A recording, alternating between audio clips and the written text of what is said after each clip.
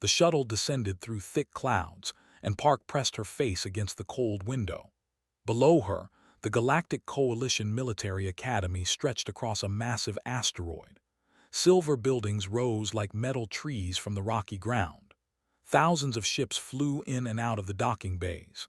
It was the largest military training center in the known galaxy, and today, for the first time in history, humans had been invited to attend. Was 32 years old. She had spent 10 years in the Korean Special Forces before the Coalition contacted Earth. Her hands were rough from years of training, and her eyes were sharp from years of watching. Beside her sat a quiet man of 28 who had grown up in the mountains of Provence. He had worked as a wilderness survival instructor before joining the military. Where was sharp and focused, was calm and patient. They had been chosen from thousands of candidates to represent humanity. The shuttle landed with a soft thump. When the doors opened, felt the recycled air of the station hit her face. It smelled like nothing. No dirt, no trees, no life. Just clean, empty air. A tall creature waited for them at the bottom of the ramp. It stood on 6 legs and had a head like a praying mantis. Its eyes were huge and black, and its mouth parts clicked together when it spoke. A small translation device hung around its neck. "Welcome to the Academy," the creature said. "I am instructor, you are the humans." It was not a question. Looked at them the way a person might look at an interesting insect. "Yes, sir," said. She kept her voice flat and professional. His head tilted. "You are smaller than your file suggested, and you have no natural weapons, no claws, no venom, no armor." The instructor made a sound that might have been a laugh. "This will be educational." They were led through long corridors filled with alien cadets, counted at least 20 different species. Some were massive, covered in thick scales or hard shells. Others had 4 arms or tentacles or bodies made of something that looked like living rock. All of them turned to stare at the humans as they passed. "Look at them," someone whispered. The translation device picked it up. "They are so soft, like larvae." "How did their species even survive?" another voice asked. Walked beside without changing his expression. His eyes moved constantly, watching everything, nodding exits and counting potential threats. It was a habit from his years in the mountains. The forest did not care if you were offended. It only cared if you were prepared. The orientation hall was enormous. Hundreds of cadets sat in curved rows facing a massive holographic display, and found seats near the back. Around them, aliens shifted away, as if the humans carried some kind of disease. Commandant took the stage. His voice boomed through the hall. "You are here because your species has joined the coalition," said. "You are here because your governments believe you are the best, but belief means nothing. Only results matter." He pressed a button, and the holographic display lit up with the image of a planet. It was covered in thick green jungle, and red markers blinked across its surface. "This is 7, continued. "It is a death world, category 4. The plants are toxic. The water is filled with parasites. The predators are fast, smart, and hungry. In 30 days you will be dropped on this planet. You will survive or you will die. Those who return will graduate, those who do not." He made that clicking laugh again. "Well, we will send your remains to your families." The hall was silent, looked at the spinning image of the planet. The jungle looked dense and wild. The mountains in the distance were sharp and tall. Something about it felt familiar. "Your only instruction is this," said. "Blend with nature. Use what the planet gives you. Survive. Return." He looked across the hall with his huge black eyes. "You have 1 week to prepare. Use it wisely." The cadets began to file out.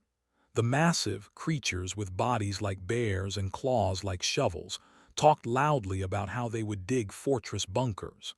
The beings that could produce a hardening foam from their skin discussed building protective structures. Everyone had a plan based on their natural strengths. And walked slowly, listening. "The humans will die first," said, not bothering to lower his voice. "They have nothing. No claws, no shell, no venom. They will be prey." "Perhaps we should make a bet," another replied. "I give them 3 days." His expression did not change. Felt her jaw tighten, but she said nothing. That night in their small shared quarters, they studied the holographic maps of 7, traced the rivers with his finger, nodding where they narrowed and where they pooled, marked the areas where the jungle was thickest and where the terrain provided natural cover. "The big ones will build shelters," said quietly.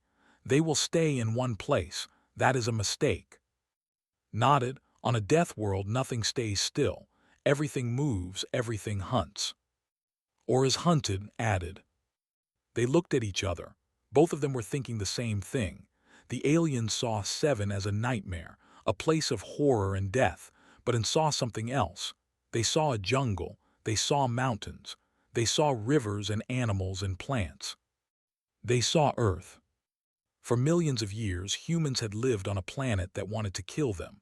They had no claws, so they made spears. They had no armor, so they learned to hide. They had no venom, so they learned to trap and poison. They could not outrun their predators, so they learned to outlast them. They walked and walked and walked until the prey collapsed from exhaustion. Other species looked at humans and saw weakness. They saw soft skin and flat teeth and small bodies. They did not see what was underneath. They did not see the patience. They did not see the cunning. They did not see the thousands of years of hunting written into human bones. "We will not build shelters," said. "We will move. We will watch. We will learn the land before we use it." Nodded slowly. "And we will leave nothing behind. No tracks, no traces. We will be ghosts." Outside their window, the asteroid station hummed with activity. Alien cadets prepared their equipment and discussed their strategies. They talked about strength and speed and natural weapons. No one talked about patience. No one talked about traps. No one talked about the quiet, methodical way a human could take apart an ecosystem and make it their own. The week passed quickly. On the final day, the cadets assembled in the shuttle bay. 200 soldiers from 47 species, all preparing to fight for survival on a world that wanted them dead. And carried small packs. They had taken only the basics, a knife each, water containers, rope, nothing that they could not find or make on the planet itself. They laughed at them. "That is all you bring. You will starve before the predators find you." Did not respond. She stepped onto the shuttle and found her seat. As the ships lifted off and turned towards 7, looked out the window at the green planet growing larger and larger. The jungle covered everything, thick and dark and dangerous. He smiled. It looked like home. The shuttle door opened and the smell hit like a wall. Wet earth, rotting leaves, the thick, heavy scent of living jungle. She breathed it in deep and felt something inside her chest relax. This was real. This was alive. Around her, alien cadets stepped onto the soft ground with expressions of disgust and fear. They growled at the mud that stuck to their massive paws. They made clicking sounds of discomfort as insects buzzed around their heads. Everyone was already complaining. Said nothing. She looked up at the canopy above, where thick vines hung like ropes and strange birds screamed in the distance.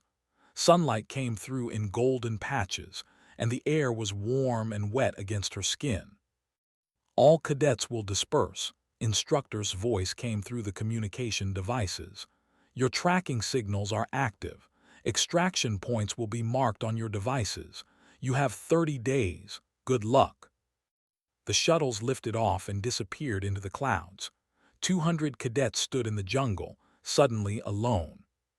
Most of them ran. They charged into the forest, their massive bodies crashing through bushes and small trees. They wanted to find high ground to dig their bunkers, to build their fortresses. They moved in groups, their bodies already producing the foam that would harden into protective walls. Everyone had a plan. Everyone was moving. And did not move. They stood perfectly still at the edge of the clearing, watching, listening, breathing. 3 hours, said quietly. "We watch for 3 hours before we take a single step." Nodded, she crouched down slowly and touched the soil. It was dark and rich, full of life.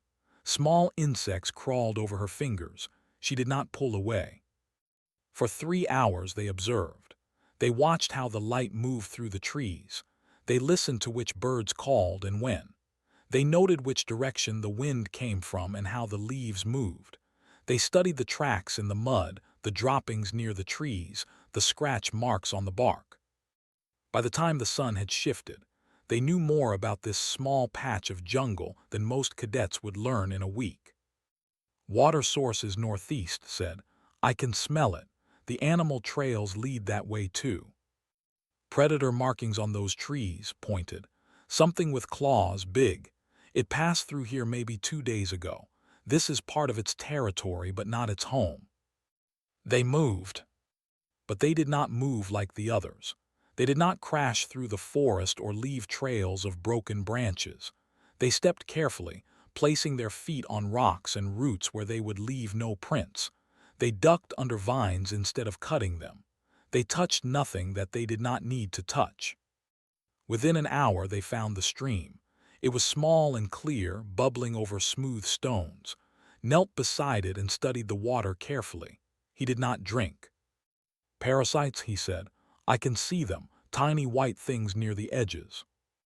Was already gathering stones. We boil everything, nothing raw. They followed the stream uphill until they found a small rocky area where the water flowed faster. Here, the current was strong enough to keep most parasites away. They collected water in their containers and continued moving. By evening, they had covered 6 kilometers without leaving a single clear track. They found a spot between 2 large fallen trees where the ground was dry and hidden from view. It was not a camp. It was barely a pause, but it would do for the night. Built a fire, but it was not a normal fire. He dug a small hole, then dug another hole beside it connected by a tunnel. The fire burned in one hole and the smoke escaped through the other, spreading low across the ground where it would mix with the mist and disappear. No column of smoke to mark their position. No bright flames to attract attention. Dakota fire hole, said with a small smile. Old earth technique. Old techniques work, replied.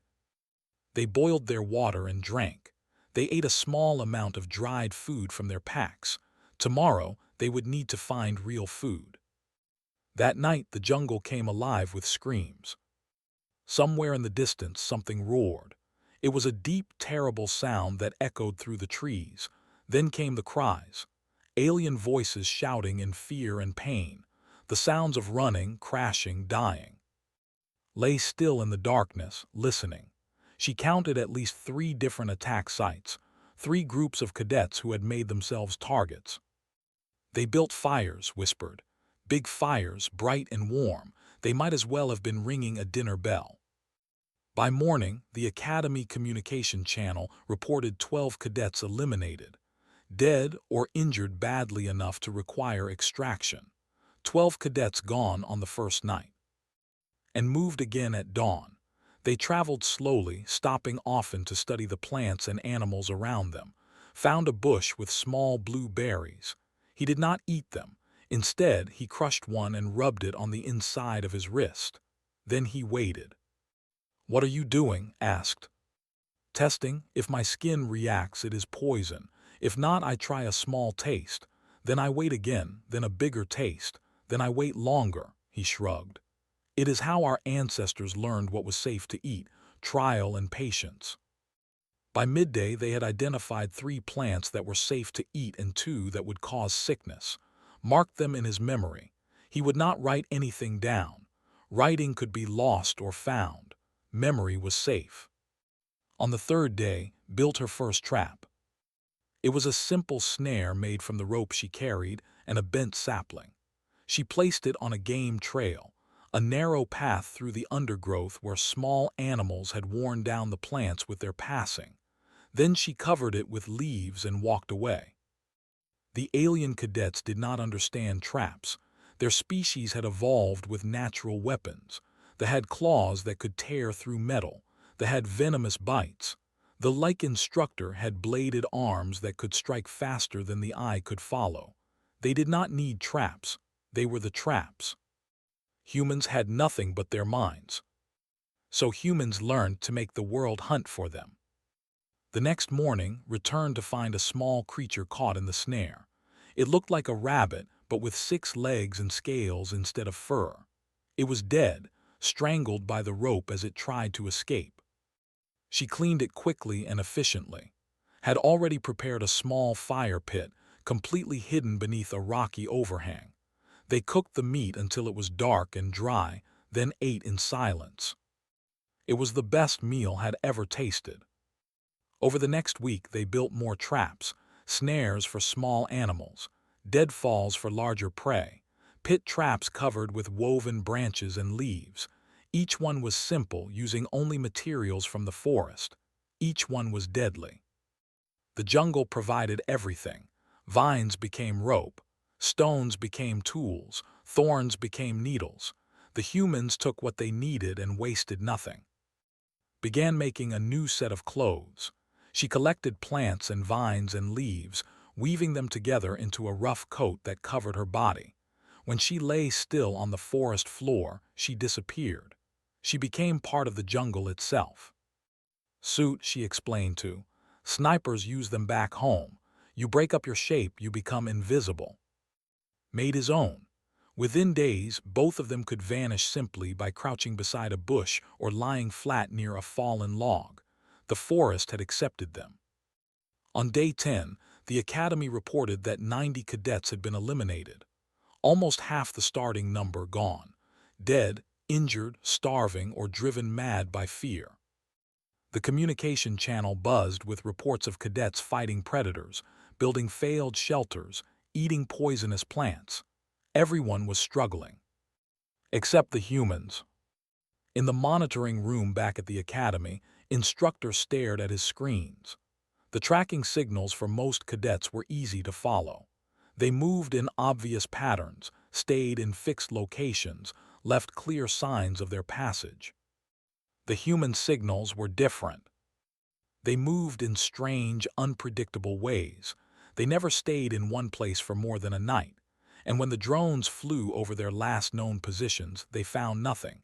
No shelters, no fire pits, no traces at all. Where did they go? Muttered, clicking his mandibles in frustration. The humans had vanished into the jungle like smoke into wind. And they were just getting started. On the 11th day, found the tracks. They were pressed deep into the soft mud beside the stream. 6 marks in a row, each one as wide as her hand. Claws had dug into the earth, leaving curved grooves that spoke of terrible strength. Whatever made these tracks was heavy, fast, and built to kill. Said quietly, crouching beside her. The briefing mentioned them, pack hunters, 6 legs, they hunt at night. Studied the tracks carefully. There were more than one set. She counted 5, maybe 6 different animals. A whole pack had passed through here, moving together like wolves. They are following the stream, she said. Same as us, same as the prey. Nodded slowly. His eyes moved to the trees above, looking for claw marks. He found them high on a thick trunk. They climbed. They could attack from any direction. Most cadets would run. Most cadets would find a new territory, try to avoid the predators, hope that the pack would hunt someone else. And did not run. We need to understand them, said. How they move, how they hunt, what they fear. For 3 days they tracked the pack. They followed the prints through the jungle, staying far enough behind to remain undetected. They found kill sites where the pack had brought down prey. Large bones picked clean, scattered across the forest floor. They found sleeping areas where the pack rested during the day, high in the branches of massive trees. They learned. They were smart. They worked together, driving prey toward ambush points where other pack members waited. They used the terrain, herding animals toward cliffs or rivers where escape was impossible. They were patient, sometimes stalking a target for hours before striking. But they had weaknesses. They rely on smell, observed. Their eyes are small. They hunt in the dark because their noses work better than their vision. And they are territorial, added. They mark their borders. They do not cross into other pack territories. If we can confuse their scent marking, we can confuse their movements. On the 14th night, they built their first real trap. It was a pit dug deep into the earth beside a game trail. The bottom was lined with sharpened wooden stakes, fire-hardened to make them strong. The top was covered with a thin layer of branches and leaves, impossible to see in the darkness. On the far side of the pit placed a piece of meat from their latest catch. Then they waited. They had covered themselves in mud and crushed leaves to hide their scent. They lay in the undergrowth, completely invisible in their suits, barely breathing. The came at midnight. It was massive, bigger than a tiger, with black fur that seemed to drink the moonlight. Its 6 legs moved in perfect silence, and its head swung back and forth as it followed the scent of the meat. Yellow eyes gleamed in the darkness. It did not see the trap. The creature stepped onto the covered pit, and the branches broke beneath its weight. It fell with a terrible shriek, impaling itself on the stakes below. The sound echoed through the jungle and heard answering calls in the distance. The rest of the pack was coming. But by the time they arrived, the humans were gone. They had not taken the body. They did not need it yet. What they needed was the knowledge that their traps worked. What they needed was proof that the hunters could become the hunted. Over the next week, they killed 3 more. Each kill was different. A deadfall that crushed one as it walked beneath a ridge. A snare that caught another by the leg and left it helpless until ended its suffering with her knife. A poison bait made from plants that had identified as toxic that brought down the largest of the pack. The remaining began to avoid this part of the forest. Something was wrong here. Something was killing them, and they could not understand what. Collected the scent glands from the dead predators. She rubbed the musk on her clothes and skin. Now when she moved through the jungle, she smelled like a. Other predators avoided her. Prey animals fled at her approach. She had become something new, something the jungle had never seen before. A human wearing the skin of its enemies. On day 18 they found. He was one of the foam-producing species, but his body was thin and weak, and the foam he tried to produce came out in thin, useless strings. He had been separated from his group during an attack. His left arm was torn and bleeding, and infection was already setting in. He lay against a tree, waiting to die, and appeared out of nowhere. One moment was alone. The next, 2 figures rose from the undergrowth like ghosts, covered in leaves and mud. Tried to scream, but clamped a hand over his mouth. Quiet, the human whispered, sound carries. They examined his wound. The cuts were deep but clean, no vital arteries damaged. The infection was bad but treatable if they acted quickly. We can help you, said, but you have to trust us, you have to be quiet, you have to do exactly what we say. Looked at the 2 humans. They were smaller than him, weaker. They had no natural weapons, no armor, no venom, but they were alive, they were healthy. They moved through the jungle like they owned it. Why, he managed to ask, why would you help me? Considered the question. Because you are alone, because you are hurt, because leaving you to die would be wrong, she paused, and because 3 hunters are better than 2. They carried to a hidden spot beneath a rocky overhang, cleaned the wound with boiled water and packed it with crushed leaves that would fight infection, made a tea from bark and roots that would ease the pain and help him sleep. How do you know this? Whispered, his eyes wide with wonder. Our ancestors learned, said simply. They had to, they had no other choice. For 3 days rested while the humans guarded him. They brought him food and water. They changed his bandages. They kept watch through the long nights, sleeping in shifts, always alert. Slowly began to heal. And slowly he began to understand. He watched check her traps each morning, returning with fresh meat that she cleaned and cooked with practiced efficiency. He watched move through the jungle without leaving a single broken branch or disturbed leaf. He watched them communicate with hand signals and glances, working together like two parts of the same machine. "Your people," said one evening, as they shared a meal of roasted meat and edible roots. "What were you before you had starships, before you had technology?" Looked at him. In the firelight, her eyes were calm and old. "We were hunters," she said. "For millions of years we hunted everything. Mammoths bigger than shuttles, bears with claws like knives, cats that could run faster than any human alive. We hunted them all." Hal asked, "You have no weapons, no armor, no speed." "Poke the fire with a stick." "We had patience. We would chase an animal for hours, for days if necessary. We could not catch them in a sprint, but we could outlast them. We walked and walked until they collapsed from exhaustion. Then we killed them." "And we had this," added, tapping her temple. "We could make plans. We could build traps. We could look at a forest and see not just what was there, but what could be there. Every tree was a potential weapon. Every vine was a potential rope. Every animal was potential food." Was silent for a long moment. He thought about his own species, with their natural foam and their venomous bites. They had never needed to think like this. They had never needed to turn the world itself into a weapon. "You are terrifying," he said finally. Smiled. It was not a cruel smile, but there was something sharp beneath it. "Yes," she agreed, "we are." When was strong enough to walk, they began to move again. 3 figures now, ghosting through the jungle in their camouflage. The learned fast.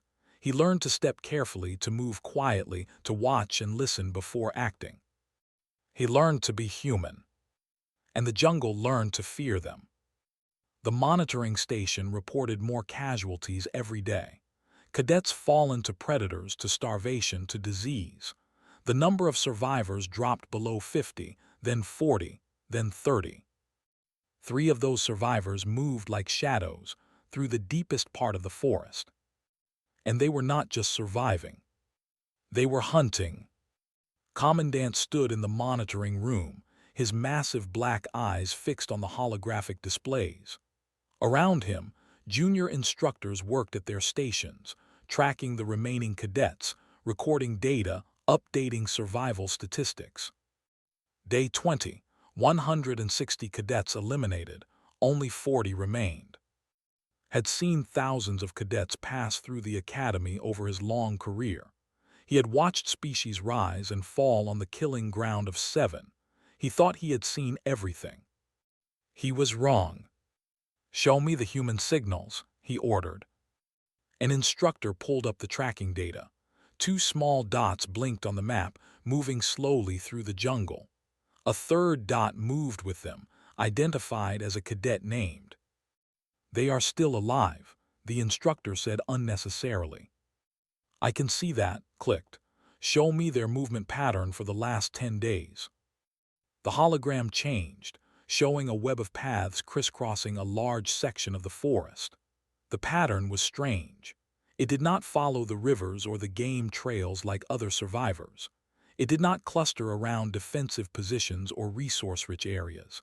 Instead, it seemed almost random, looping and doubling back, covering the same ground multiple times from different directions. "What are they doing?" muttered. "Unknown, Commandant. We sent drones to investigate their last recorded campsites." The instructor hesitated. "We found nothing."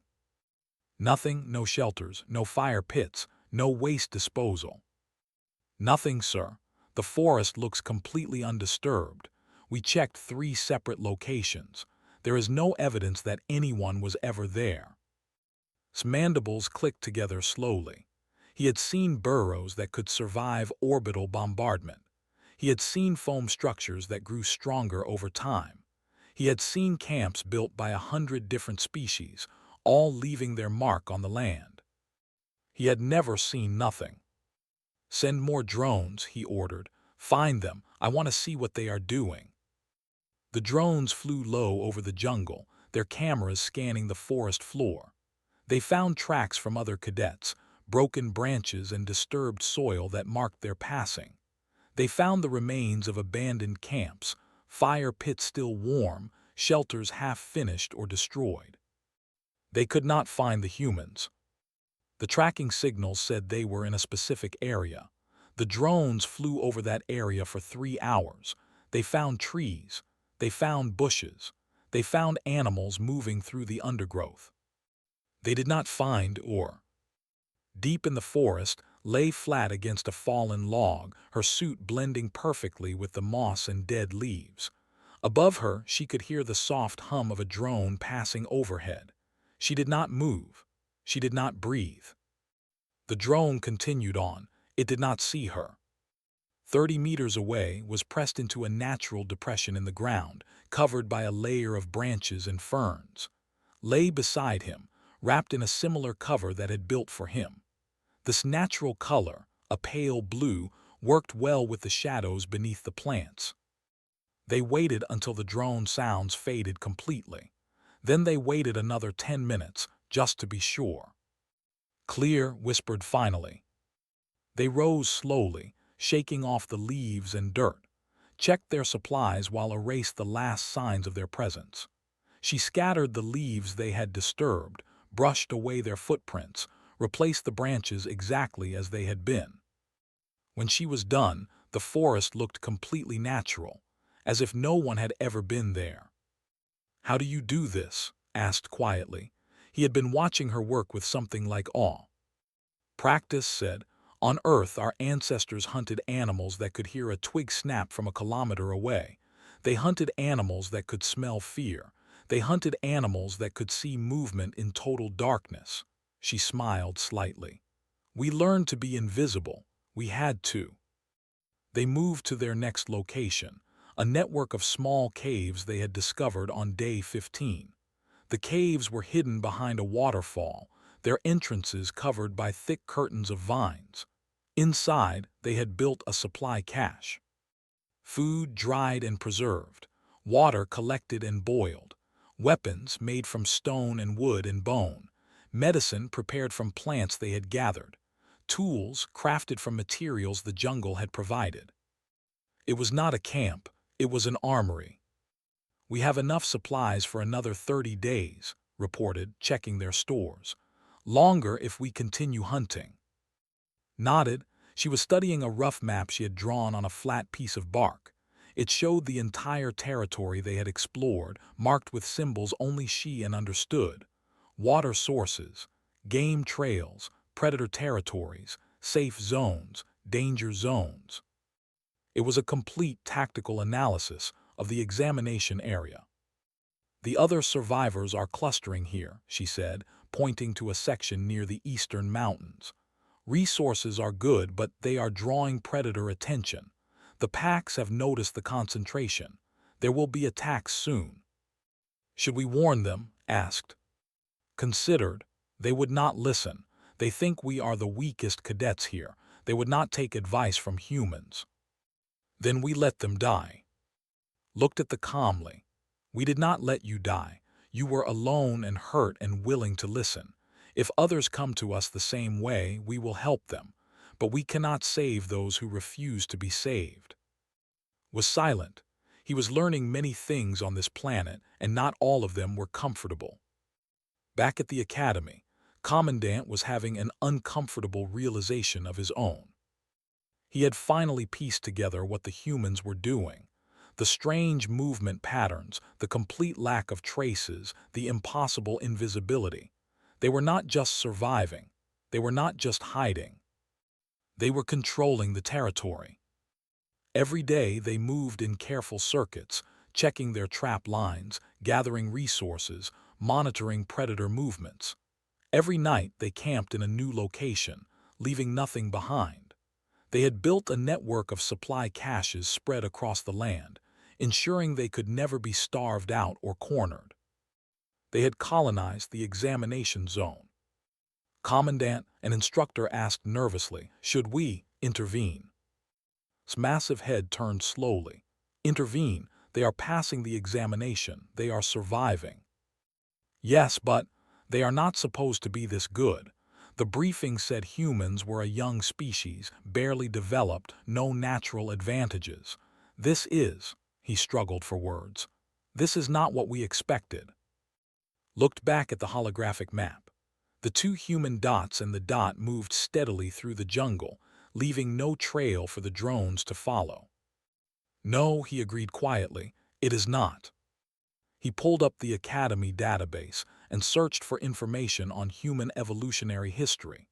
What he found made his mandibles click together in surprise. Humans had evolved on a planet classified as Category 3, almost a death world. They had shared their land with massive predators, extreme weather, deadly diseases. They had no claws, no venom, no armor, no speed. And yet they had conquered their entire planet. They had hunted every major predator to extinction. They had spread to every environment, from frozen ice fields to burning deserts. They had survived ice ages and plagues and disasters that would have destroyed most species. And they had done it all with the same tools: patience, cunning, and cooperation. Read the reports with growing unease. Humans could walk for days without stopping. They could track animals by following drops of blood too small to see. They could remember complex patterns and predict animal behavior. They could work together in groups with a coordination that bordered on telepathic. They were not warriors like they were not builders like they were not fast or strong or tough. They were something worse. They were persistent predators.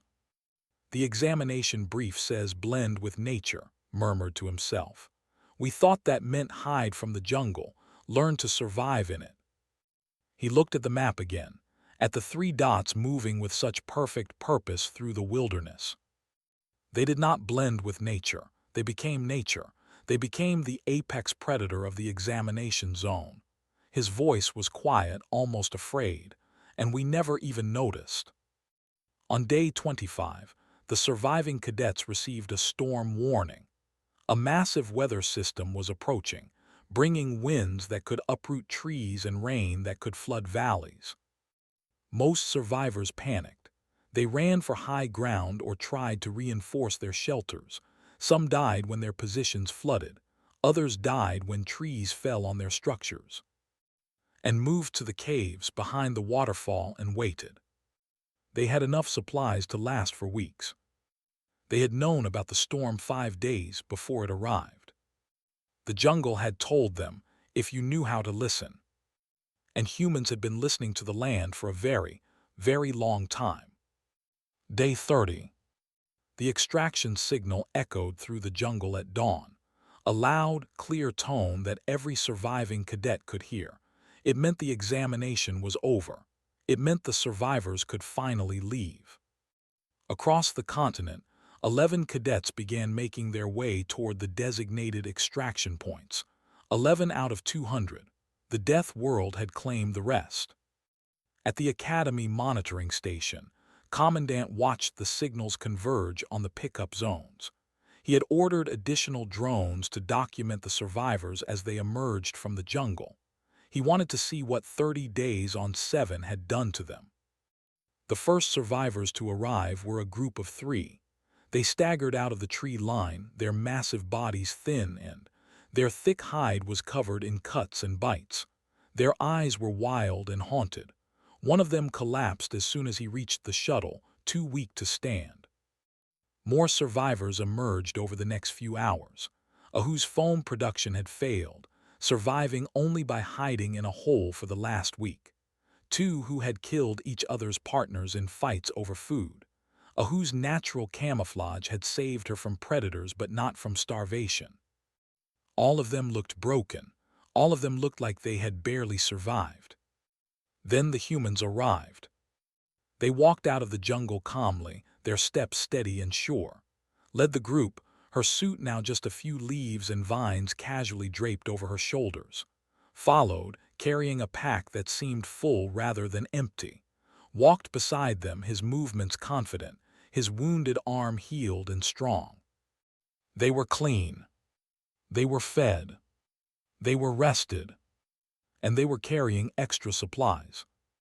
The other survivors stared at them with something between disbelief and anger. The three who had mocked the humans on the first day looked at them with their hollow, hungry eyes. One of them tried to speak, but his voice was too weak. Walked past them without a word. She climbed the shuttle ramp and sat down, setting her pack beside her, sat next to her and took the seat across the aisle. The shuttle lifted off, carrying the 11 survivors back to the academy. The jungle of 7 fell away below them, growing smaller and smaller until it was just a green smear on the planet's surface. Looked out the window and felt nothing but calm. It had been a good month. Difficult, yes. Dangerous, certainly, but good. The jungle had tested them and they had passed. Back at the academy, the survivors were taken to the medical bay for examination. The doctors were shocked by the condition of most cadets. Malnutrition, dehydration, infected wounds, psychological trauma. Several of them would need months of recovery before they could return to training. And were different. Had gained muscle. Her reflexes were sharper than when she had left. Her health indicators were excellent. Was the same, his body lean and strong from weeks of constant movement and careful eating. Even, despite his early injury, was healthier than when he had started. "This is impossible," the doctor murmured, reviewing their results. "You should be damaged. Everyone is damaged." "We were careful," said simply. Commandant requested a full debriefing. It was held in a private room, away from the other cadets. Sat on one side of the table, his massive body still and watchful, and sat on the other side. Stood near the door, unsure if he was supposed to be there but unwilling to leave. "Tell me everything," said, "from the beginning." Looked at, he nodded slightly. She began to speak. She told about the first 3 hours of observation, learning the jungle before taking a single step. She told him about the Dakota fire pits that hid their smoke, the snares and deadfalls that caught their food, the careful study of plants that taught them what was safe to eat. She told him about tracking the pack, learning their patterns, killing them one by one with patience and planning. She told him about finding, healing him, teaching him. She told him about the supply caches and the cave network and the tactical map they had built. She told him about predicting the storm and waiting it out in safety while other cadets died in the flooding. She talked for 2 hours. When she was done, was silent for a long moment. "You did not just survive," he said finally. "You dominated the environment. You turned a death world into a hunting ground." "Yes," agreed. "How? Your species has no natural advantages. No weapons, no armor, no special senses." Spoke for the first time. "Commandant, with respect, you are wrong. We have many advantages. You just cannot see them." Head tilted. "Explain." "We can walk for days without stopping. Most species cannot. We can sweat, which keeps our bodies cool during long activity. We can throw objects with accuracy that no other species can match. We can track prey by following the smallest signs, blood drops and bent grass and disturbed soil." Leaned forward slightly. "And we can plan.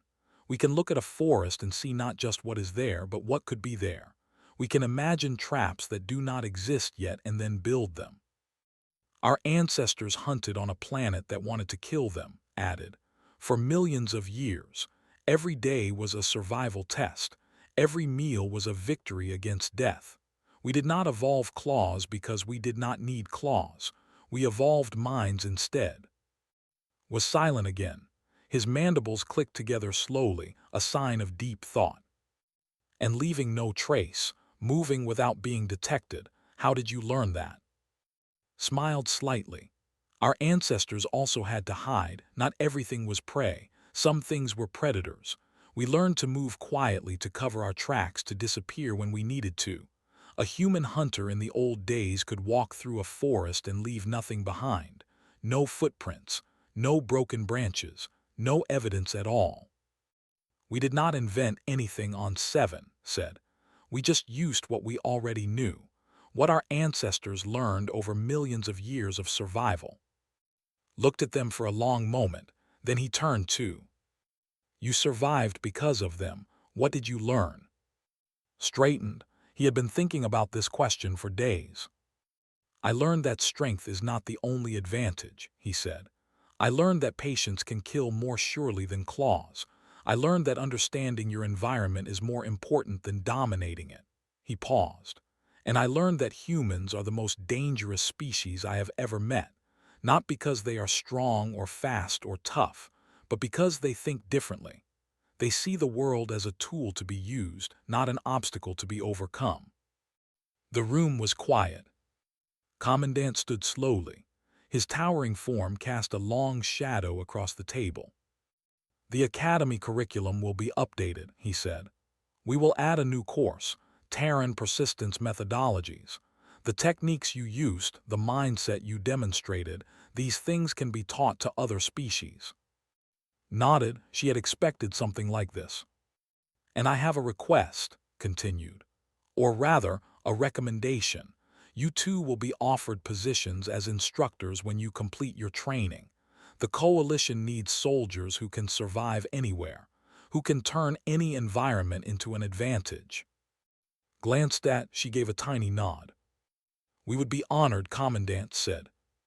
Stepped forward. Sir, I request permanent assignment to human units. I want to continue learning from them. His massive head turned toward the. That can be arranged. You will not be the last to make such a request. I suspect many others will follow.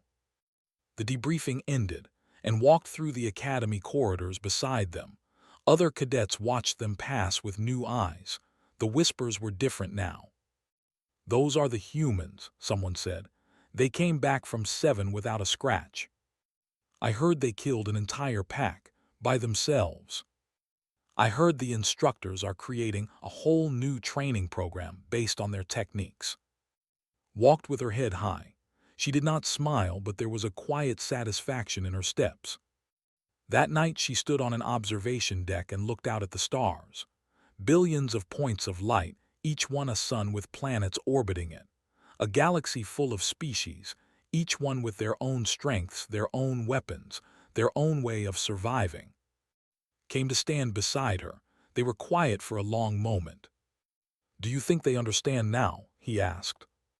Considered the question. Out there in the galaxy, countless species looked at humans and saw a weak, young race with no natural advantages. They saw soft skin and flat teeth and bodies that seemed designed to fail. No, she said finally, not yet. They know we can survive, but they do not understand what that really means. And what does it mean? Turned to look at him. In the starlight, her eyes were calm and ancient. It means that no matter where you put us, no matter what world you drop us on, no matter how harsh the environment or how deadly the predators, we will adapt. We will learn. We will overcome. She looked back at the stars. Our planet tried to kill us for millions of years, and we conquered it.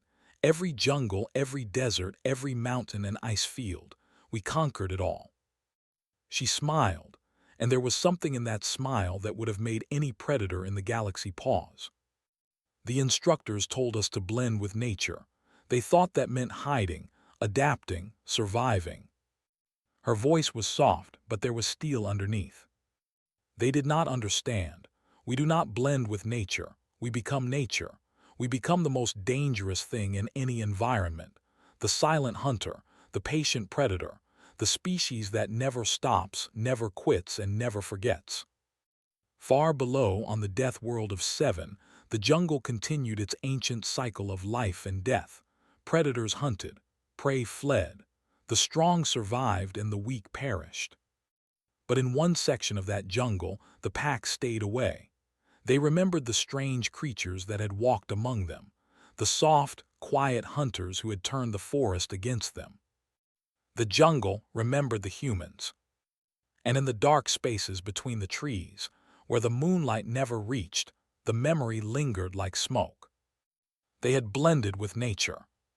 They had hunted, set traps, and left no trace. And they would be back. The galaxy just did not know it yet.